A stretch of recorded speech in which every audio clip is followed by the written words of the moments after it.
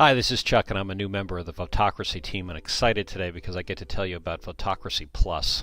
Votetocracy Plus is our new subscription service, and it represents a major change in the way we have organized the site previously.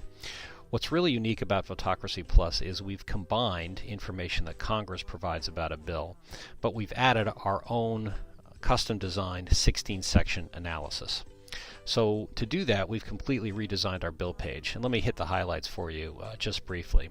Here, you'll get the congressional summary as provided by the Congressional Research Service, and you'll get a listing of all of the congressional actions that have taken place with respect to this bill.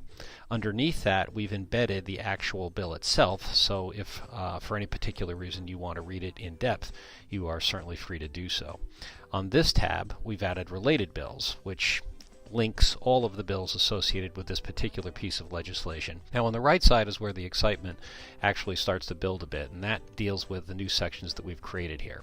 So what we've done is you create a section that you can read either sequentially by going vertically through the page, or you can click on a section, for example summary, open the accordion display, and get an explanation of that particular section. Everywhere you go on the site now where you see a blue question mark is a tooltip that helps explain what that particular section is all about. A couple of things I'd like to point out. One is called Who's Affected. This is a section that actually identifies who is impacted or may be impacted by this particular piece of legislation. And we think it's very important in terms of helping people understand how to vote. Another section that we like very much is what we call background context and OY, and this is a section that explains what's transpired in order to generate interest in this particular bill and actually have it introduced to begin with. The sections themselves are all written to be extremely readable. The language is clear. There is no jargon. We've tried to de-lawyer it to the best of our ability. And we think what it provides you is an excellent opportunity for learning about what's happening with this bill. And from that learning, we expect then that you can cast your vote accordingly based on being more informed. This shows you the new legislators page that we've constructed for Votetocracy Plus users. This particular section is the overview section. It works like a dashboard. So it provides you with a very quick, at-a-glance overview of major pieces of information associated with this particular representative. So in this particular case, John Conyers from Michigan, and you can see that he represents the 13th district. He's served 25 terms. He's a Democrat. He serves on one committee and one subcommittee.